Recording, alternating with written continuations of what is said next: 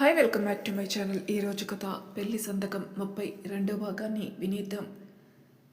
అజయ్ ఒళ్ళో కూర్చున్న సీత సిగ్గుపడుతూ తన 2 చేతులు అజయ్ మెడ చుట్టూ వేసి తన బుగ్గన ముద్దు పెడుతుంది. ఇలా ఉంది నా ఫీల్ అంటూ. అజయ్ సంతోషం అంతా ఇంత కాదు.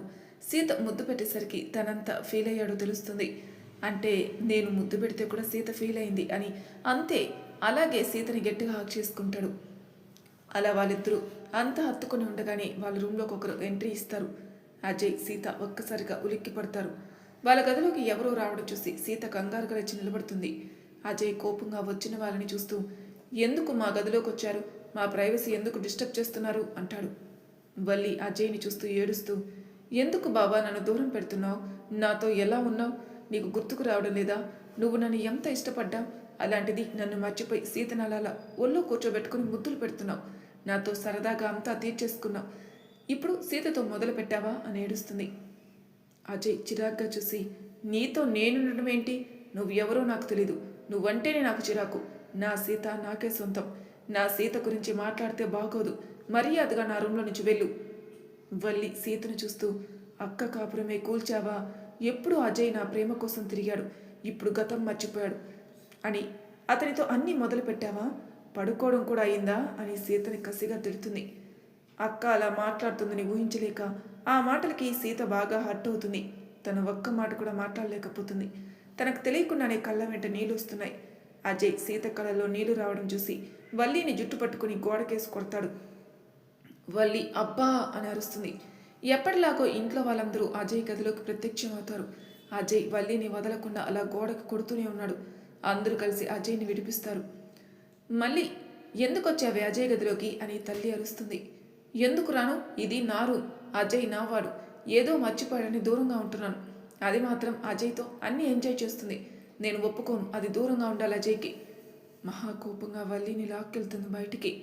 నీకు బుద్ధుందా, నా కొడుకు పరిస్థితి ఎలా ఉందో తెలుసు కదా, సీతను వాడు కావాలనుకుంటున్నాడు, అయినా తాలి కట్టిన భార్య, అందుకే నా కొడుకు దగ్గర ఉంటుంది, వాళ్ళు ఎలా ఉన్నా నాకు ఇష్టమే, నువ్వేంటి ప్రతిదానికి వాడి గదిలోకి వెళ్తున్నావు.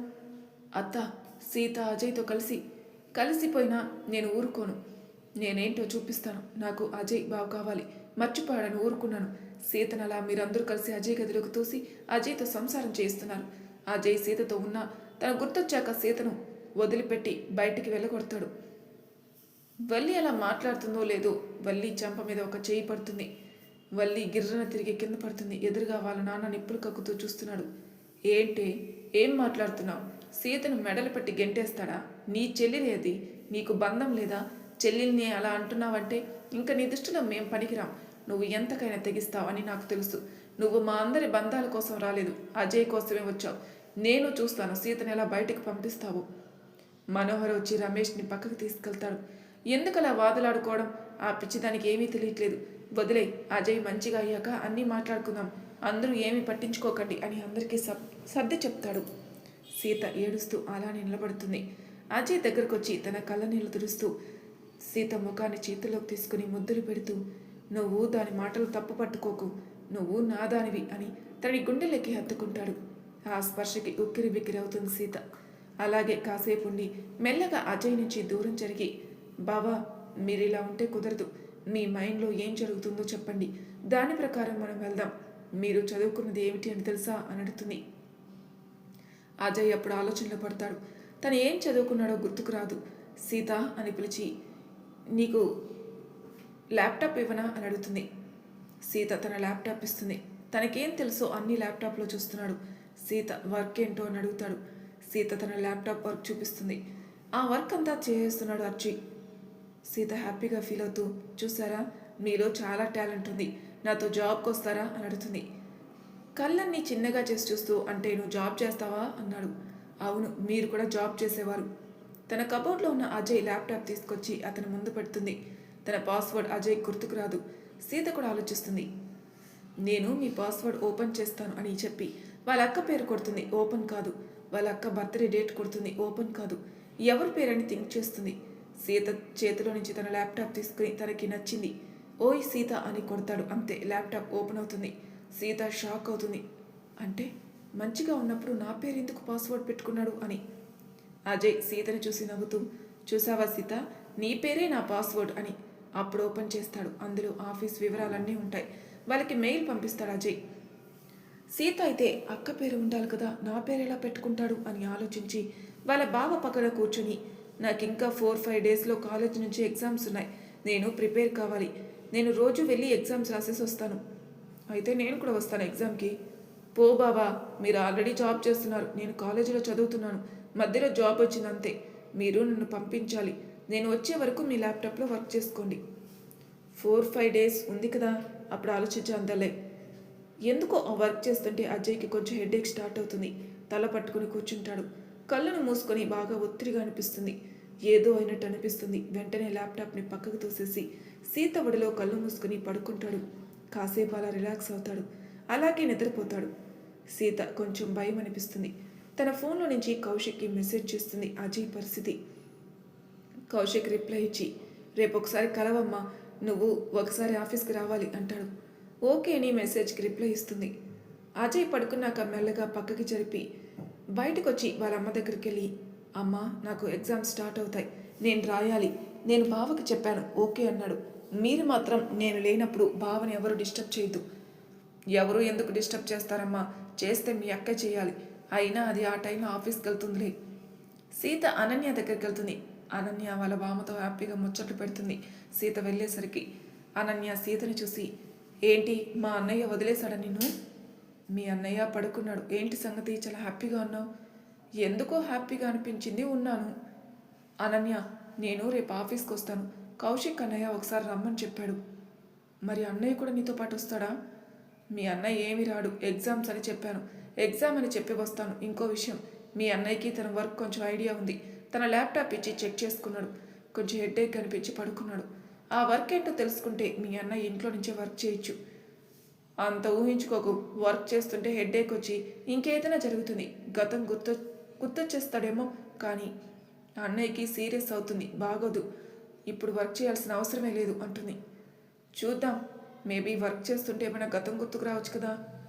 నెక్స్ట్ డే మార్నింగ్ ఉదయాన్నే సీత లేచి కాఫీ చేసుకుని అజయ్ దగ్గరికి వెళ్తుంది. ఎప్పట్లాగే అజయ్ తను తాగేసి సీతకి తాగించి కప్పు తీసుకెళ్తూ మెల్లగా అజయ్ దగ్గరికి వచ్చి, ఈరోజు నేను ఒకసారి కాలేజీకి వెళ్ళొస్తాను, మీరు ఇంట్లోనే ఉండాలి అంటుంది. అలా ఎలా కుదురుతుంది, కాలేజీకి కదా, నీతో పాటు నేను వస్తాను. ప్లీజ్ బావా, అలా అనద్దు, మీరు ఇంట్లోనే ఉండండి, 1 అవర్లో వచ్చేస్తాను. సరే 1 అవరే, 1 అవర్ దాటిందనుకో నేనే మీ కాలేజీకి వచ్చేస్తాను. భయపడుతుంది సీత. సరే 1 అవర్లో వచ్చేస్తానని చెప్తుంది. సీత అనన్యతో పాటు వెళ్ళిపోతుంది. మహా తన కొడుకు గదిలోకి వెళ్ళి చూస్తుంది. ల్యాప్టాప్లో ఏదో చూస్తున్నాడు. అజయ్ ఎవరో వచ్చినట్టు అనిపించి తలెత్తి చూస్తాడు. ఎదురుగా వాళ్ళ అమ్మ కనపడుతుంది. చూసి చూడనట్టే ల్యాప్టాప్లో తల దురుస్తాడు. మహా బాధగా తన కొడుకు దగ్గరకు వచ్చి తల నిమురుతూ, నాన్న, ఏమైనా తింటావా? లేదు, సీత వచ్చాక తినిపిస్తుంది, నేను అప్పుడే తింటాను. సీతకి లేట్ కావచ్చు, తను వెళ్ళి రావాలి కదా, ఈలోపు ఏదైనా జ్యూస్ తీసుకొని రానా? సీత నాకు 1 అవర్ అని చెప్పింది, తొందరగా వస్తుంది, 1 అవర్లో రాకుంటే నేనే వెళ్తాను సీత దగ్గరికి. మహా కంగారు పడిపోతూ, 1 అవర్ అంటే 1 అవర్ ఎలా వస్తారా, రావడానికి పోవడానికే టైం పడుతుంది. అవన్నీ నాకు తెలీదు, 1 అవర్ అని చెప్పింది. మహా తల బాదుకుంటూ, ఆ పిచ్చిది ఇలా చెప్పిపోయింది అని బయటికి వెళ్తుంది. అనన్య సీత ఆఫీస్లోకి వెళ్తుంటే ముందు అనన్యని పంపిస్తుంది. సీత అక్కడ ఎవరి కోసం ఎదురు చూస్తుంది. అనన్య రమ్మంటుంది. సీత, నువ్వు వెళ్ళు, నేను వస్తానంటుంది. సీత ఒక పర్సన్ రాగానే దగ్గరికి వెళ్ళి మాట్లాడుతుంది. హాయ్ కమల్ గారు, ఎలా ఉన్నారు అంటుంది సీత. బాగానే ఉన్నాను సీత, ఏంటి ఆఫీస్కి వచ్చావు, మీ బావ ఎలా ఉన్నాడు? బావ ఎప్పట్లానే ఉన్నాడు, కొంచెం ఆఫీస్లో పనుండి వచ్చాను. మీరేంటి ఆఫీస్కి వస్తే కలుస్తా అన్నారు, ఎందుకు మెసేజ్ చేశారు? కమల్ ఏదో చెప్పబోతుంటే దూరం నుంచి కౌశిక్ రావడం చూసి, సీత, నాకు అర్జెంట్ పనుంది, మళ్ళీ ఎప్పుడైనా కలుస్తాను అని చెప్పి కమల్ అక్కడి నుంచి వెళ్ళిపోతాడు. కౌశిక్ అజిత్ లాగానే ఉన్నాడు అని చూసి సీతతో ఏం పని అని సీత దగ్గరికి తన బైక్ ఆపుతాడు. కౌశిక్ ఆగడం చూసిన సీత, అన్నయ్య ఏంటి ఈరోజు లేట్ అయింది ఆఫీస్కి? ఆఫీస్ పని మీద వెళ్ళానురా, నువ్వేంటి ఇక్కడున్నావు, ఆఫీస్లోకి వెళ్ళకుండా? ఎవరతను? అదే అన్నయ్య, కమల్ అని నా ఫ్రెండ్, చాలా మంచివాడు, అప్పుడప్పుడు ఇలా కలుస్తుంటాడు. సరే నువ్వు వెళ్ళు అని సీతని లోపలికి పంపిస్తాడు. కౌశిక్ అక్కడే ఉండి ఆలోచిస్తాడు. అజయ్ చెప్పింది కమల్ అంటే అజిత్ గాడే, దీన్ని ఎలాగైనా సీతకి దూరంగా ఉంచాలి అనుకుంటాడు. కౌశిక్ ఆఫీస్లోకి వెళ్తాడు. సీతని వంశీ క్యాబిన్లోకి రమ్మని చెప్పి కౌశిక్ వంశీ దగ్గరికి వెళ్తాడు. సీత అనన్యతో మాట్లాడి గీతకి ఒక లుక్ ఇచ్చి వంశీ క్యాబిన్లోకి వెళ్తుంది. క్యాబిన్లోకి వెళ్ళి ముగ్గురు మాట్లాడుకుంటూ ఉంటారు. సీత, నువ్వు చెప్పినట్టు ఆఫీస్ వర్క్ అజయ్కి ఇవ్వడం కుదరదు. తన మెంటల్ కండిషన్ బాగలేదు, అందున తనని ఇందులో జాబ్కి తీసుకురాకు అని చెప్తాడు వంశీ. సీత బాధగా, అయ్యో ఎలా సార్, మరి ఇంట్లో కూర్చుంటే నన్ను అస్సలు వదలడం లేదు. ఏదైనా పనిలో పెడితే తనకు గుర్తొస్తుందేమని ట్రై చేస్తాను. ఇంకేదైనా ట్రై చేయాలి, అంతేగాని వర్క్ అయితే ఇవ్వడం కుదరదు అంటాడు వంశీ.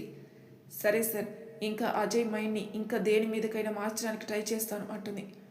సీత కౌశిక్ని చూసి, అన్నయ్య ఇప్పుడు ఎలా ఉన్నారు? ఆ రోజు తను అలా కొట్టాడు కదా. అబ్బా మళ్ళీ ఆ టాపిక్ ఎత్తకరా, భరించలేని నొప్పులురా.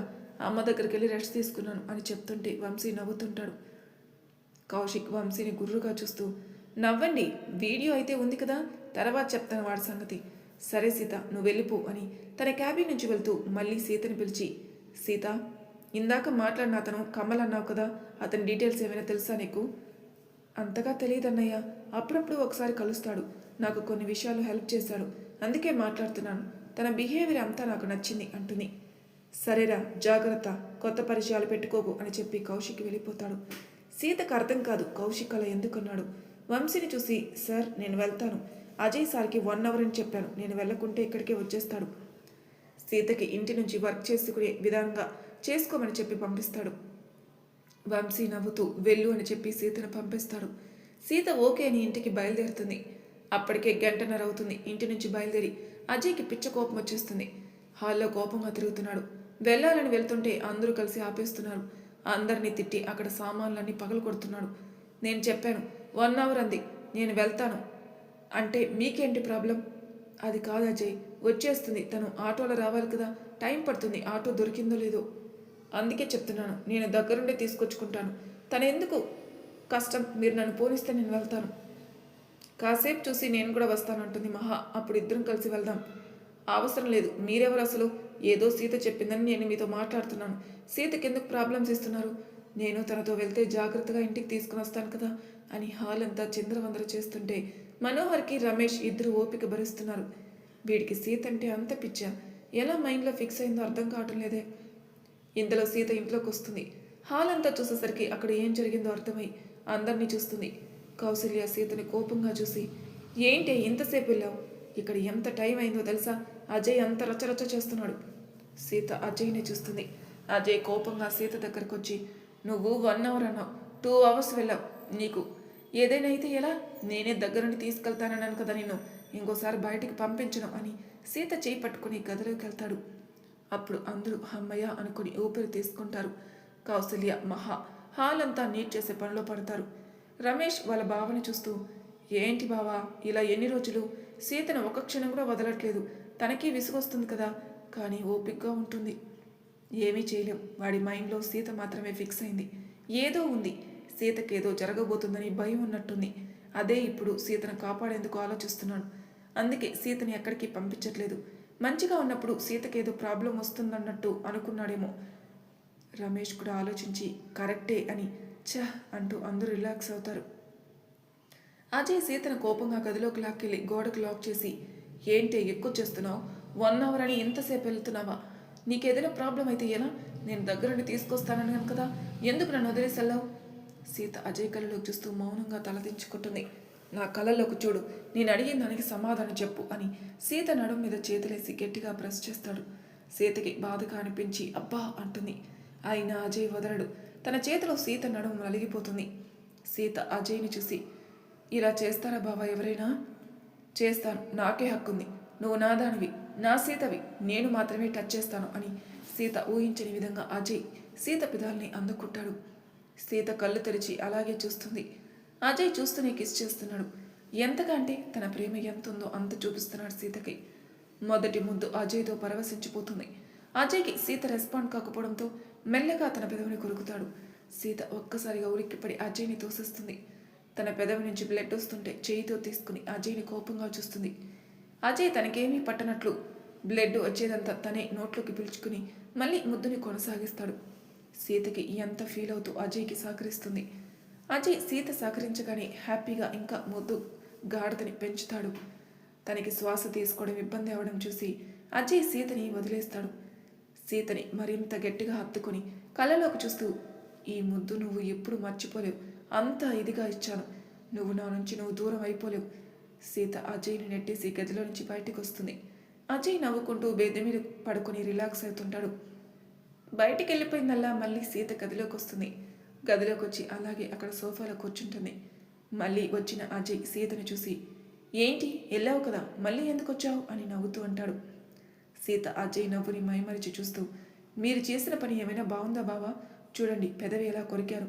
బయట అమ్మ అత్తయ్య చూస్తే ఏమని చెప్పాలి? చెప్పడానికి ఏముంది? చూస్తే సైలెంట్గా ఉంటారు. నా భార్య నా ఇష్టం.